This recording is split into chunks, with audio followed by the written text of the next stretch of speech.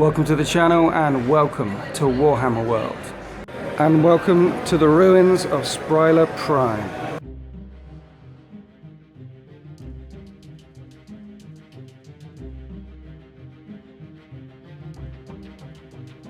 In this battle report, 5,000 points worth of Blood Angels will be taking on 5,000 points worth of Space Marines using Iron Hands chapter tactics. It's Blood Angels versus Iron Hands.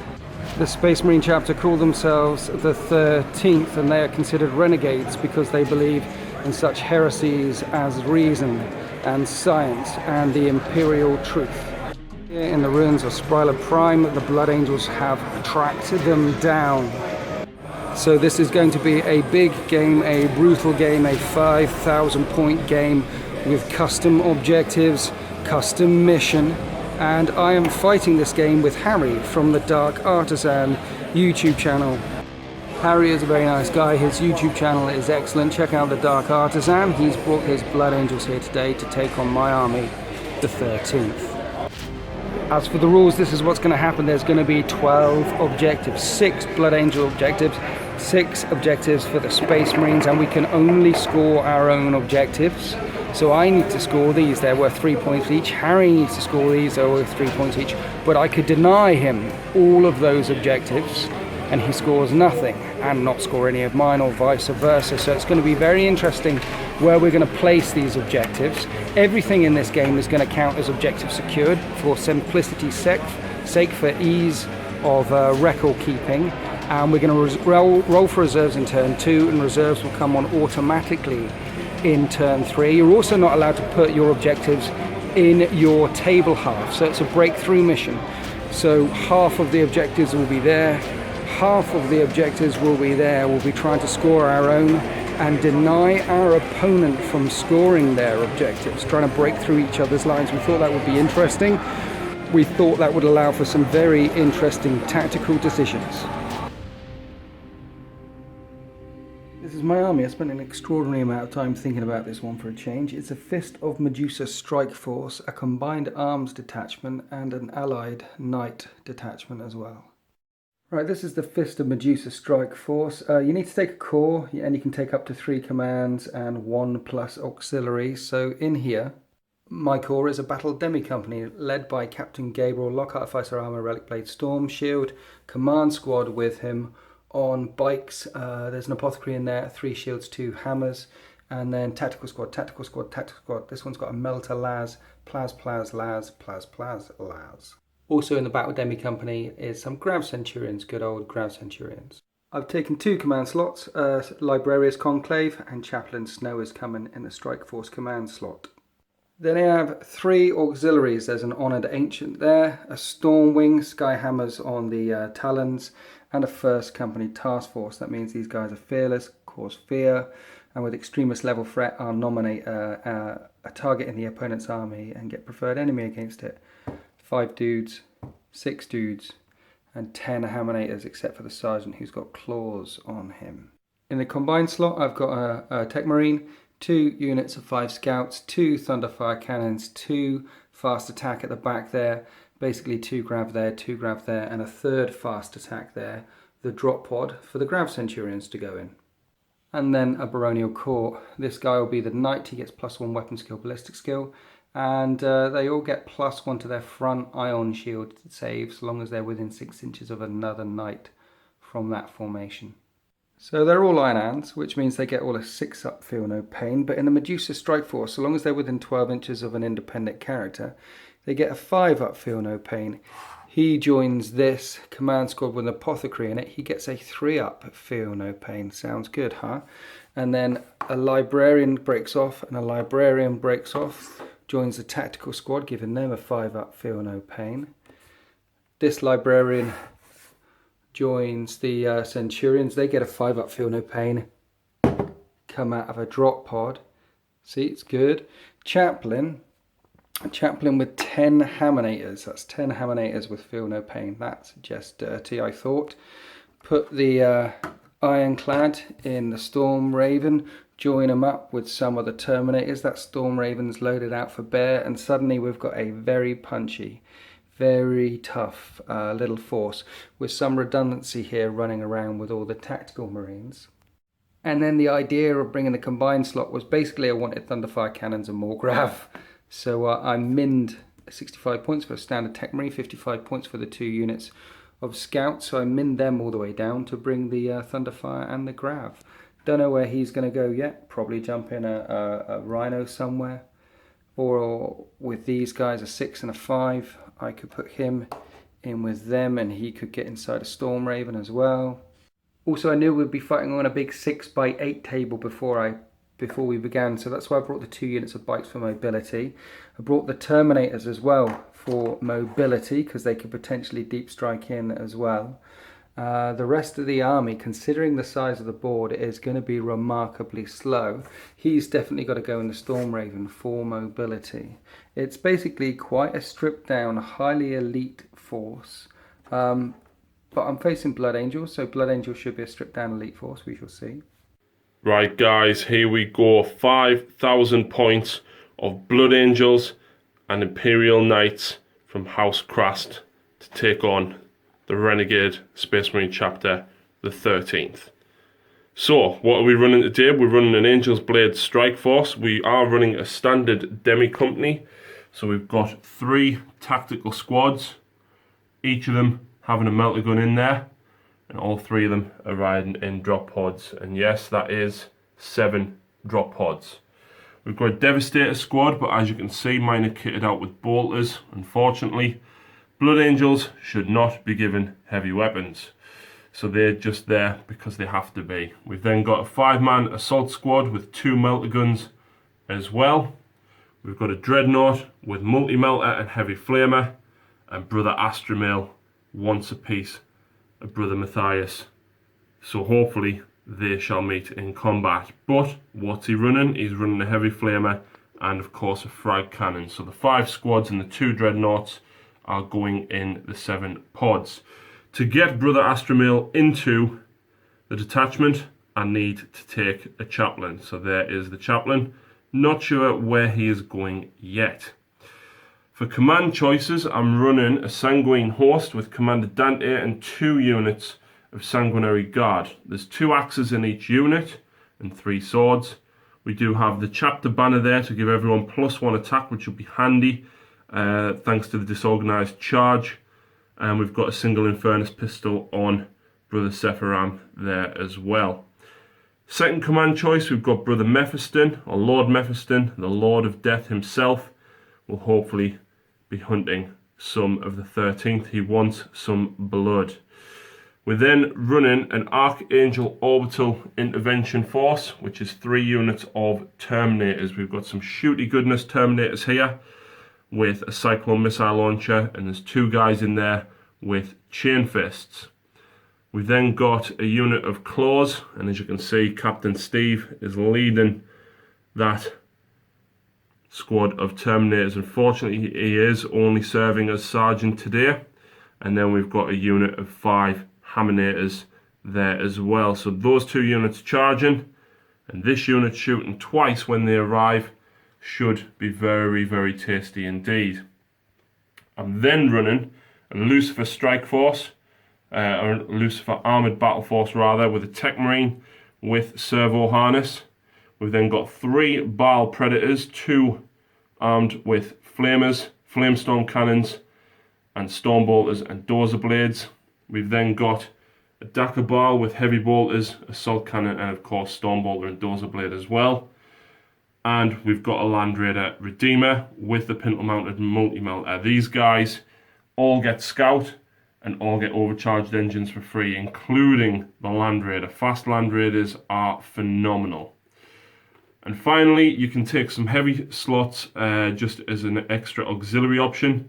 I am, of course, running the 4th Company's Vindicator with Siege Shield, Stormbolter, and overcharged engines, because who doesn't love a fast Vindicator? So, the 4th Company of the Blood Angels, being backed up by quite a bit of the 1st Company, is also rocking with 3 Imperial Knights from House Krast. We've got the Knight Lancer, the Knight Archeon, and the Lord Baron himself, the Paladin. The Paladin is running the Icarus autocannon, and he will be weapon and ballistic skill 5. And this guy has a bit of a reputation. Apparently, he's slain an Eldar Revenant Titan, and he wears that head as trophy. And last but not least, we're running a Storm Raven squadron, which is 2 Storm Ravens, both kitted out with multi-melter, assault cannon, and hurricane bolters. So that is 5,000 points of House Crast and Blood Angels. Most of the 4th company has been assembled, being backed up by Dante and Mephiston, and quite a bit of the 1st company. Hopefully we shall purge some of the 13th and slay them. The 13th have won the dice roll for deploying first. We're deploying at this end, and you can see the key strategic points that the Blood Angels have identified. These are the assets that they want to take. Moving up this side of the table, you can see my objectives. There's 2 on this side. I've put 2 in the street in the middle. I thought I'd be bold and brave, and 2 right on the edges here. I'm trying to split the Blood Angel forces out to try and get them going right, left, all over the place. Divide and conquer is the plan. And then Harry says he's placed his objectives reasonably in the open, so if I decide to try and sit on them, he can charge them and try and take them away from me and score them for himself.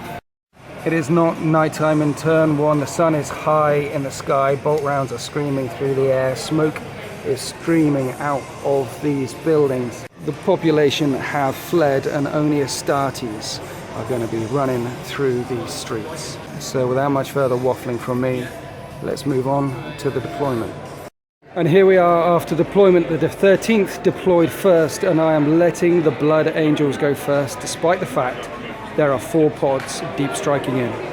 There are 1, 2, 3 objectives here, so I've placed the bulk of my force here. Chaplain Snow has joined the whole squad of Hammer Terminators, and they're the only unit that did a combat squad this game. Librarian Sagan Mir is with those Terminators, and then 5 guys in the Rhinos there. There's a las cannon here, las cannon there, and knights. 3 objectives here. This is going to be a very, very busy part of the battlefield, and I thought maybe by putting all those threats there, maybe I could deny him getting those 3. There's a lone rhino on this side with a melter ready to charge up this side of the table.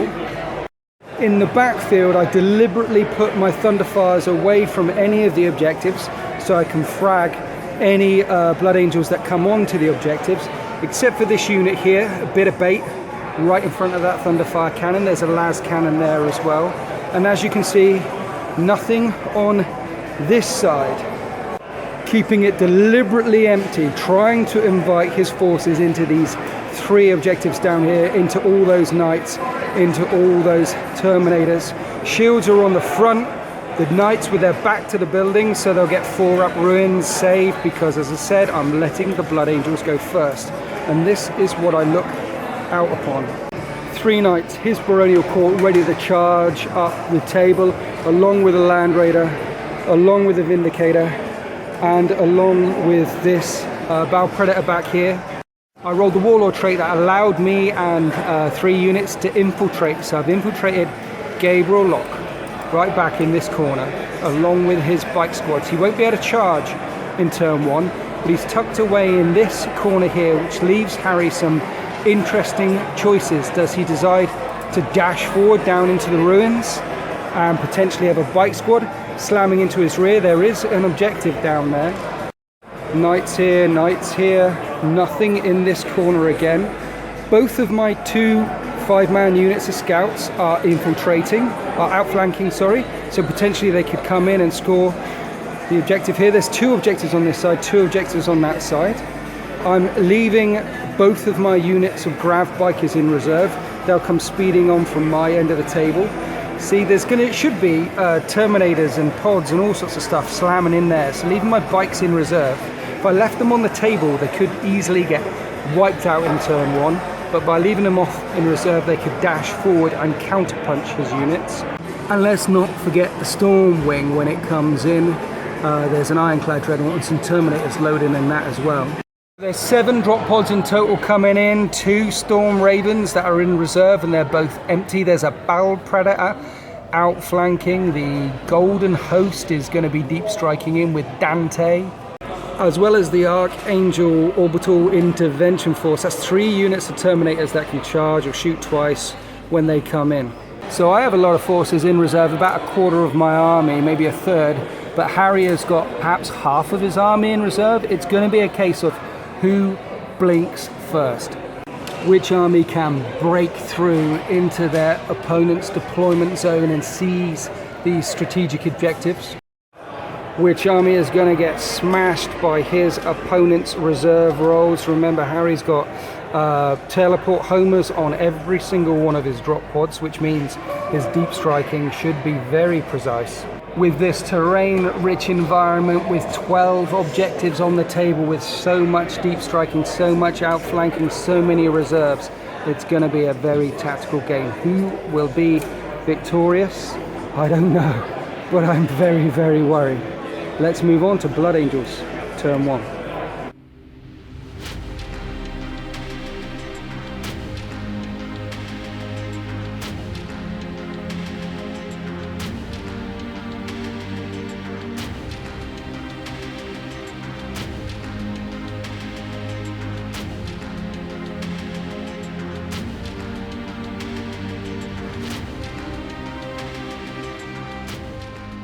Here we are after the movement phase. 4 pods have come screaming in from orbit. Double melters looking at the side of that knight.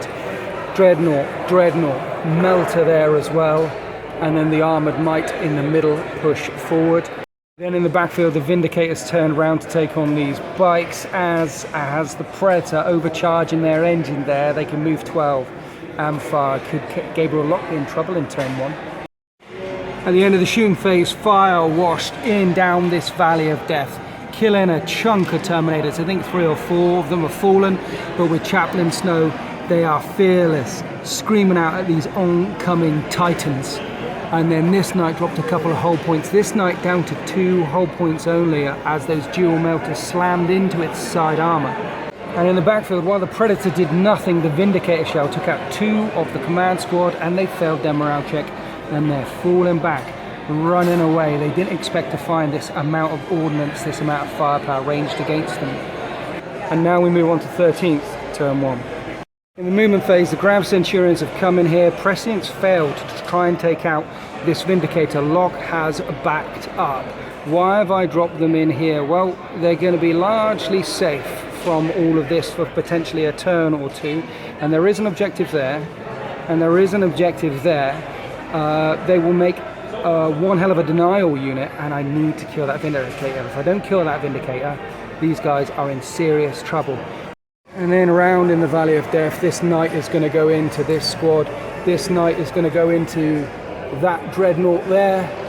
Hammer Terminators into this one. These guys, I should be able to clear my lines. As I said, there's a significant portion of my armies here, not forgetting the Thunderfire cannons and Las cannons, and significant portion of my army here. If the 13th can't clear their lines with this amount of gun, well, they're in for a very bad time. Shooting phase, the Grav Centurions managed to immobilize that Vindicator's death, so that could keep Gabriel Lock alive for a few more turns. And then round in the Valley of Death, Dead Dreadnought took 2 more hull points off the Baron. He's down to 1 hull point left. This Dreadnought also exploded to the might of the Hammonators, who are now consolidating forward. This Imperial Knight is locked up with 3 Tactical Marines. Don't know how I feel about that. Potentially it's a good thing. It stops the Knight getting shot at for another turn. Round here, there's 1 left in that squad. And then shell after shell after shell rained down in this direction. Bear in mind that those knights have 3+ invulnerable sable in their front armor. Las cannon rounds hitting them, Thunderfire cannon rounds hitting them, rapid fire battle cannons running there. Lots of shots.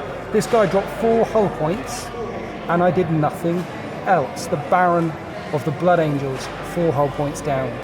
So as we move into turn 2, this punch down the centre of the street is still very combat effective. Both of my knights are severely wounded here, 1 on 2, 1 on 1 hull point left. They could be going apocalyptic very, very soon. And there's still a lot of Blood Angels screaming in from orbit. Teleport home is flashing, about to hit the battle grid. Let's move on to Blood Angels turn 2. At the end of the Blood Angels movement phase, let's start back here where it's nice and quiet. The Battle Predator moving through to flame my command squad. And then deep in the deployment zone of the 13th, it is anything but quiet. This is a target-rich environment, and all of the Blood Angel reserves are on, apart from Dante and the Storm Ravens. Terminators right at the back of the field. Remember, these assault Terminators can charge in this turn, and this squad can fire twice and split its fire. The Battle Predator is here as well with its flamer, outflanking, ready to chuck death, Promethean death on this unit of tactical marines. The Devastators, only with bolt guns, came out of this pod. Tactical squad came out of this pod, looking at the side of the Knights. We have Terminators deep striking in these ruins here. We've got more tactical here. The Battle Predator shifted over into the ruins. The Baron is staying back, but he's ordering the other two Knights forward, and Mephiston's boots are on the table. He's disembarked from that Land Raider. The Tech Marine is joining him. Essentially, there is a wall of red ceramite surrounding the blue of the 13th and the three Knights of the Penitent Forge. The Knights allied to the Blood Angels are getting perilously close to charge. It looks like Mephiston is going to try and charge these Terminators potentially on his own. He's a hero, he can take it, I'm sure. Remember, the Knight Paladin is locked up in close combat, so he isn't going to get shot at this turn. But those are some assault Terminators there. They could charge him. I think they've all got claws though, so this unit up here are probably dead. Will the Knights of the Penitent Forge be able to withstand another volley of shooting? Will any of the 13th be able to withstand what is about to crash into them? Let's find out. The very first shot of the shooting phase for the Blood Angels, and this melt gun has blown up this Imperial Knight, and when he went boom, he fell forward and blew up this Imperial Knight because he's only on one hull point left. And then we rolled 7 inches straight forward and it scattered onto Mephiston. So 2 Knights go down, and this is what it looks like when the smoke clears after that very first shot of the shooting phase. 1 Knight gone, 2nd Knight gone, wound on Mephiston, wound on the Tech Marine, devastation in amongst the 13th lines. And a quick note, D's counter strength 10, so that wound on the Tech Marine has killed him, which means Mephiston is stood alone. End of the shooting and assault phase for the Blood Angels, and in the quiet corner, nothing happened. The Battle Predator didn't kill anyone. That 3 out feel no pain, keeping my command squad safe. But around here, it is a very different story. 2 Imperial Knights have fallen. Lots and lots of Hammer Terminators died to a tremendous amount of firepower. And then there was a couple of them left. Chaplain Snow and a couple of Hammer Terminators. And then they got charged by Mephiston, who was a long way away, but still managed to come screaming into the assault, killed the last couple of assault Terminators before getting smashed down and removed. And now only Chaplain Snow and 1 assault Terminator is left in the middle of the roadway. My Knight, however, broke free out of the combat that he was engaged with, and he's on full hull points and is looking at a suicidal charge up the table. I know it's absolutely crazy for 1 Knight to take on 3 Knights, but I've got to push them back somehow. I've got to do something. And the assault Terminators that deep struck in there are now locked up with Sagan Mir. 3 Terminators versus 3 Terminators, and my Librarian stood there. The Battle Predator made short work of the tactical squad that was there. The assault Terminators that deep struck into this building made short work of the tactical squad that were there. Looking around, there's just Blood Angels everywhere here. All that I have left is 5 guys in a Rhino there. Looking at them, they ripped off the Stormbolter off that Rhino. 5 guys and 5 guys in these 2 Rhinos here. There's Blood Angels everywhere. I am vastly outnumbered. I need my reserves to come in. I need to punch back and punch back hard. I'm not sure I have enough gun left to clear my lines, but I'm certainly going to try. And this is an objective game. We're trying to break through. These heroes are selling themselves to try and delay and try and draw in the Blood Angels and the Knights of House Cast. Let's see what happens in Space Marines, turn 2. In the movement phase, in the quiet corner, the Centurions and Captain Gabriel Locke are going to take out this Predator. The plan is the Centurions can then go back towards this objective. Gabriel Locke can take this objective. That'll be a couple of points. I've also got a unit of scouts in here. I've ran them already, looking at this objective, and they are way out of line of sight of any of the opponent's army, which is nice. But down here, things are looking desperate. Both of the grab bikers and one unit of scouts are still in reserve. This Storm Talon's jinking after taking hits from the intercepting gun on top of that Knight, and I'm not flying any particular attack pattern, just trying to maximize the shots, trying to maximize what I've got. Round here, both squads are out. I'm going to try and clear away that unit of Terminators there. This is going to go horribly wrong in here. I've got one Terminator going to go in there. These guys staying inside their transports, doing what I can to clear away some of the threats down in my deployment zone. At the end of the turn, these two squads getting out of their Rhino, casting Misfortune on the Terminator squad. They're making all shots raining, have managed to clear them off the table, which was pretty successful. This assault continues, and Chaplain Snow and the assault Terminators killed 3 out of that squad there, and the rest have fallen back. It would have been nice if I killed them all, but they're Space Marines, they're going to regroup. And then further up the field, my heroic Knight, after chucking battle cannon rounds in and doing nothing, managed to slay the Knight Archeron right in front of me. Lost 3 hull points for his heroism, but that is 1 Knight down. 1 Knight versus 2 Knights. His Barons on 2 hull points left, and Knight Lancers are initiative 5 when they charge. If he charges in to my last Knight, it's going to be all over, and then I'm going to have 2 Imperial Knights rampaging up the battlefield towards my lines. More incidental fire here, killed the Melter Gunner there, killed one of the Terminators with a Thunderfire shell. They were so densely packed, I thought why not drop it in there. But Terminator saves, keeping them alive. Around this side of the table, the Grav Centurions have ripped that Predator up, and my bike's flattered out this way.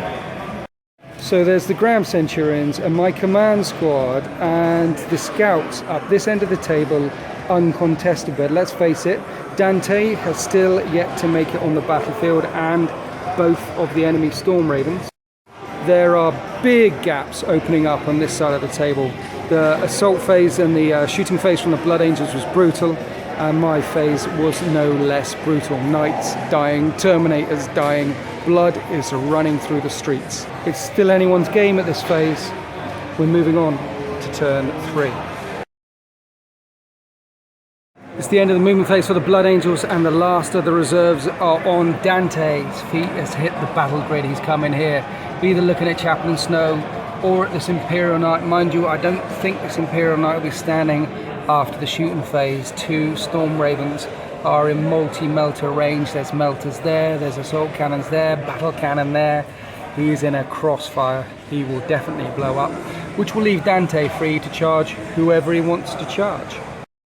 Harry did think long and hard about dropping Dante in here to take out these units and multi-charge them, but I still have 2 units of Grav Bikers to come in, and Grav rounds eats Sanguinary Guard armor.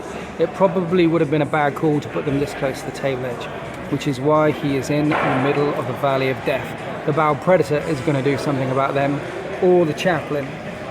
Over here is the other unit of Sanguinary Guard. Remember, these guys can charge on the turn they come in, unlimited vertical movement. There's basically a 6-inch charge from where they are to get up there because of their jump packs. Another interesting thing of note is the Knight Lancer ran, and he can run 3d6 inches, come around this side, and he's looking at stopping the Grav Centurions, scoring one of these objectives. He is snuggled nice and tightly behind that building there. It's highly unlikely I'll be able to get any shooting on him. I might be able to move around a little bit and clip his armor, but he's a big boy. But that is a large piece of terrain stood in front of him. But essentially this is where all the action is happening. This is where the streets are running red. Let's move on to the shooting phase. Battle cannon rounds ricochet down the street, and yeah, they murdered this squad here. Took a couple of out of this squad here, along with the flamestorm cannon washing in. This street is on fire with rounds and flame and death, and there are very few Marines left. The last assault Marine also died, but the Penitent Forge battle engine, the last of the Imperial Knights, he walks through fire. He's got one hull point left. That's despite taking melter rounds, multi-melter rounds, more melter rounds. It was brutal, but somehow he's hanging in there. And now we're moving on to the assault phase. I believe we're going to see some night on night action, and Dante and his guard are going into Chaplain Snow. A very mixed assault phase. These two assault terminators are all that remain of the assault with my terminators, and Librarian Sagan Mir has broken and he's running back here, which means I can shoot at those terminators this turn. The Chaplain charged into that Rhino and blew it up, and then over here Chaplain Snow took on a charge by all of the Sanguinary Guard and Dante himself, and he is still alive with one wound left. What a hero. And then round here, night on night action, we blew each other up. My knight fell back and killed two more Blood Angels that were behind. So now every single knight is down except for that Knight Lancer over there. He is the last knight standing. The Valley of Death is looking frighteningly clear. We're moving on to the 13th, turn 3. Oh, this assault round here, my tactical squad didn't stand a chance, but they didn't consolidate down and off that building. They are sat in the open. So we're moving towards the end of days now, moving into 13th, turn 3. This is it, end of the movement phase. All the reserves are deployed and things are about to get desperate. Storm Raven down into VTOL mode. Sagan Mir has joined the Terminators that have jumped out of the back, and they're going to finish off these last two assault Terminators, hopefully, which leaves this squad of 3 Tactical Marines on their own to deal with the Chaplain and that squad there. And the Ironclad is out the front. The Ironclad, front armor 13, that sanguinary host cannot hurt him. So hopefully that would lock up Dante for the rest of the game. That's the plan. Up and over here, both unit of Grav Bikers are on, and we're going to hopefully clear away the Sanguinary Guard from the top of that building, preventing them from getting their objective. The 2 Storm Talons in the middle have disappeared. They're way over there. One high on that building, and the other one is tucked in the side here.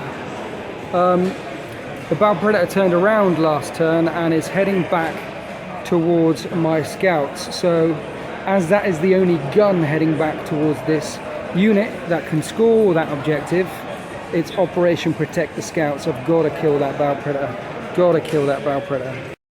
Meanwhile, Gabriel Locke has swung around the building looking at that Knight Lancer. 2 of the Grav Centurions, only 2 of them can see the Knight Lancer. And the last unit of scouts are in here. So there is 3 units back towards this objective as well. I'm in the far right and far left corner of the Blood Angels deployment zone. There are microfights breaking out left and right and all over the place. In the corners, in this corner, and of course, the bloodshed in the Valley of Death rages on. Here we are at the bottom of turn 3, and Operation Save the Scouts was successful. So successful that the brother to this Storm Talon has jinked off the battle grid. They are snugly right now, as are the other scouts here, which ran further in towards this objective. My squad flattered out because the Grav Centurions failed to do anything to the Knight. Shields flickering away on its front armor. This way it gives him decisions whether he goes right or whether he goes left. In this little fight down in this corner, there are 2, would you believe it, 2 Sanguinary Guard left, because they were getting cover, look, from the lip of that building, from the Grav rounds. They're fearless, they're sticking around, and they're going to smash one of these units, don't know which. They are very, very brutal in assault. Round here, my Terminators managed to clear away those 2 Terminators just with their shooty attacks. Didn't even manage to get into an assault there. There's still one Marine up here though, taking snapshots and other shots from the Rhino down there. I am worried that this one lone Marine who came out of this drop pod all those turns ago ends up winning the game for the Blood Angels, because there's an objective right there. I hope not, we shall see. Round here, shots from this squad and from the turret from the Storm Raven whittled into this chaplain's unit here, and in the assault with Dante in the middle. Look what has happened. I put prescience on the Dreadnought. The Ironclad Dreadnought went smashing in there with 6 attacks, killed every single one of the Sanguinary Guard, and took a wound off Dante. If he wasn't an Eternal Warrior, he would be dead. And then Dante said, I've had enough of that, and hit and ran, and he's jumped over there. Basically, this Ironclad has rescued Chaplain Snow from certain death. So as we move into turn 4, there's an objective here, objective there, and objective under that pod there, which could easily be controlled by the Blood Angels, as well as that objective back there. He's got some clearing to do. Talking to Harry, he doesn't really know what to do with that big squad of Terminators that has popped out of the Storm Raven this turn, but he's quite happy to take on that Ironclad, the amount of melter that he has left. So he's feeling confident down this end of the table, but up the other end of the table, I don't know, it's anyone's game still. It's anyone's game. It's difficult to know who could win this battle. So let's move on to turn 4. Here we are after the Blood Angels movement phase in turn 4, and these guys unloaded their missiles before they moved, part of their formation rule, into my Storm Raven. My Storm Raven jinked, and he's got 2 hull points left. The assault cannon on the top has been blown off, but he's still alive, and Dante is coming back in for round 2 against Chaplain Snow. He is nothing if not bold. Over here, the Sanguinary dudes decided not to come forward and risk all this overwatch against one or another of these bike squads. Instead, are hunkering down inside that ruin. No doubt they're going to go to ground if I shoot them. Why did I fearless? They can't, can they? Maybe I should be able to shoot them off of that. This Land Raider is now definitely scoring that objective. And that's pretty much it for the footprint of the Blood Angels. However, one of the Knights of House Cast is coming around the corner of this ruin, and yeah, Grav Centurions are going to get spanked. Let's move on to the shooting phase. At the end of Blood Angels turn 4, both of the Storm Ravens cleared away the Dreadnought. The Ironclad is gone, and then Snow took firepower from everyone and refused to die. And interestingly enough, Dante chose instead to go against the Storm Raven. Storm Raven went boom, Storm Raven bye-bye. As for the Blood Angels chaplain, he went wheeling into my Librarian and one lonely Tactical Marine, and they killed each other in a challenge. And now these Devastators are heading up towards this objective, which gives my Terminators some interesting decisions. Do they go back for Dante, or do they... I don't know. I really don't know. I should really hook up with Snow, shouldn't I? You'll notice a Terminator is dead as well, or 2, Terminator or 2. Anyway, there was a lot of firepower coming down the avenue of death. Round here, the last tactical squad that was still in a vehicle got blown out of their vehicle by a melter, and then charged by this unit of Terminators here, and everyone's dead. Those Initiative 5 Terminators wheeling in with their shredding lightning claws. There wasn't much of a challenge in the end. They just cut through them like a knife through butter. The only other notable thing is the Lancer failed to make it in to assault. The Grav Centurions have one last round of shooting the crap out of him before they die. As we go into the 13th turn 4, all I've got back here are some Terminators, a Tech Marine and Snow. That's it, and a Rhino chugging away. There is a Tech Marine gunner here and a Tech Marine gunner there, but in the Valley of Death, that's all I have left to try and deny any of these objectives back here.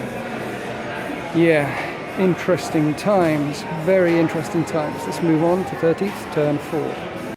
In the movement phase, it's all very simple. Priority targets, one Storm Talon off, the other Storm Talon on. I'm going to kill this guy down here. He's not going to win the game by stealing that objective. Snow, the Tech Marine, Sagamir have all joined up. We're going for Slay the Warlord. Round here, bikers, there's windows there. I'm going to try and kill those sanguinary guards. There's enough grav there to do it. Around here, grav centurions at the front, grenade and combi grav at the back, try and take the lancer down. And I'm contemplating the charge as well. That's probably a really bad idea. I'm contemplating it. So fights over here, fights over there, and very little left in the streets of death. I just don't know which way this battle's going to go. Let's move on to the shooting phase. Into turn 4, let's move around the table. The Talon has wiped out the guy in there, and the Grav Bikers have taken out the Sanguinary Guard, which means the Blood Angels do not control that objective. Moving on up, 3 hull points taken off the Knight Lancer, and I'm not charging him. I'm worried about the stomp. And either he's going front or back. Either he's going forward or back to take on these Centurions or the Bikers. Remember, the Scouts are hiding down here. Around here, my other unit of Scouts are snugly on this objective here, and they're going to stay there all game. And now let's descend into the pit, into the chaos, and as we see, Dante is dead. Slay the Warlord. He may have lived for a few thousand years, but he couldn't live through all of those attacks with a chaplain attached to them. So Snow, Sagan Mir, the Tech Marine, and the Terminators have all bunched up there. The Storm Ravens are going to have to fly by or switch into veto mode, and if they switch into veto mode, I'll punch them just as Dante punched my Storm Raven. There is a few lone heroes back here. Remember, the Blood Angels still control these objectives, lots of objectives still. So currently as it stands, before we descend into turn 5, the Blood Angels control 1, 2 under there, and 3 back there with the Land Raider. The Swooming Flyers don't control that one yet, but they can easily switch down and control it. They control 3 as it stands. And right now, I control just 1. So before any movement, before the turn begins, the Blood Angels are certainly in the ascendancy. Anyway, let's descend into turn 5 and see how this epic battle turns out. The end of turn 5 for the Blood Angels, and my little nugget in the middle there continues to get whittled down, and Chaplain Snow has finally been brought down. This Rhino as well, this squad here, rather than a run away from the Terminators, he decided to take on that Rhino because he didn't want it swinging around and objective securing something. Remember, for the purposes of this game, everything has objective secured. Everything can take any objective.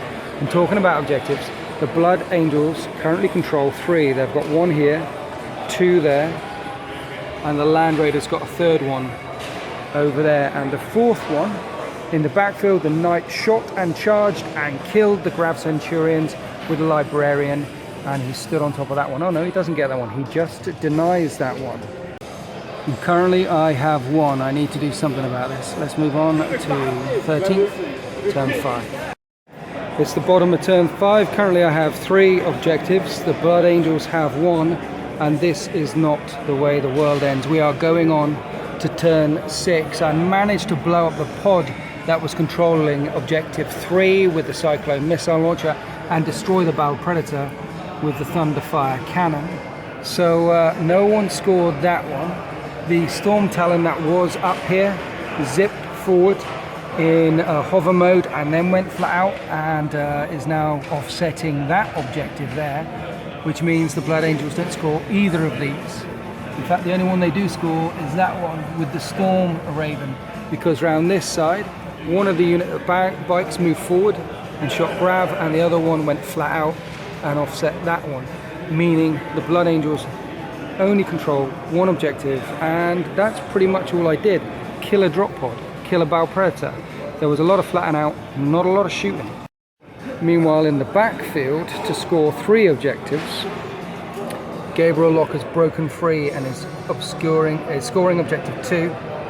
These guys are on this objective here, and these guys are hiding down in this objective here. Now, that would have been game if it had ended. That would have been a beautiful move if it had ended, but it hasn't ended. We're going to go on for 1 more turn, and Gabriel Locke is on his own. There is no bodies around him to protect him from the firepower that can come in. A lot of my units are now out in the open. This thing is down on the ground. Interesting times. We're going on to Blood Angels, turn 6. Here we are at the bottom of turn 6 for the Blood Angels, and these Terminators and the remaining Devastator Marines came wheeling in to my remaining command squad here. As you can see, Chaplain Snow has gone, a couple of Terminators have gone, Sagan Mir is down to 1 wound left, and the reason why he's sacrificing guys with claws, which are AP3, against Terminators is because I am 4 inches back from that objective there. It stops me scoring it, whereas he is just in range of objective 3. If those guys manage to hold out against the Power Axe and the Power Axe on the Tech Marine, if they manage to hold out against them, and the Power Fists on the other Terminators, they could prevent me from contesting objective 3, and currently he's scoring it. He's scoring this one, and he's still scoring that one with the Storm Raven, and he's still scoring this one with a Land Raider. You can see that a number of Marines died in that squad. Flamestorm Cannon, Assault Cannon, Multi-Metal went down in flames, went down burning, but there's still one lone biker left, and he passed his morale check. Back here is keeping his knight close to this objective because he doesn't want my scouts to run round and steal this objective, and then he fired through the streets and killed 2, but not this guy here. He was hidden by this piece of terrain, and that one lone biker, the only person in my command squad that didn't have a storm shield, is still alive. You can only take models in line of sight, so he was blocked and he survived, and he passed his morale test. And then Storm Ravens, both of them pumping everything they can into Captain Locke, and he's still alive. He's still on full wounds. We are now moving on to turn 6 for the 13th. I need to see what I can do to try and win the battle of Spryler Prime. It is the bottom of turn 6. It's been a long game, it has been a brutal game, but this is the way the world ends. And as the dust settles, the Blood Angels control 1 objective. And I have smacked them off of this objective here. The Talon is contesting that objective there, and I contest that objective there. Which means the Blood Angels get 3 points. I have 1 point for Slay the Warlord, and this Talon is in VTOL mode around this side. This guy controls this objective, Gabriel Locke controls that objective, and these scouts back here control this objective. I have 4 objectives. The Blood Angels only have 1. And the 13th are victorious in the battle for Spryler Prime. I have to say that game was about as nasty as it comes. Our dead piles are spectacular. Down in this valley of death, I have this unit and a Talon on 1 hull point left. That's it. There are some bikers over there and a couple of lone bikers over there, and that's it. Harry's still got Storm Ravens, he's still got Land Raiders, he's still got, mind you, in the Valley of Death, he's got 1 lone Marine left. I've killed the Terminators, I've killed everything else that dared to trespass down into my deployment zone. In the end, the tactic of pulling him into this Valley of Death and letting his men die, letting them beat themselves to death against my shields, turned out to be a sound tactic. But the Blood Angels certainly gave as good as they got. They are brutal in assault. And as I mentioned, I have very little left. I managed to steal some of these objectives away from him, which is why I won. But points for points, he's certainly got more left than me. I mean, look, still a knight on the table. What can I do against that? Nothing. Anyway, it's always a fun day when you come to Warhammer World, and I want to thank Harry again from the Dark Artisan YouTube channel. Check out his channel, it is very, very lovely. Thanks for watching, guys. Happy wargaming.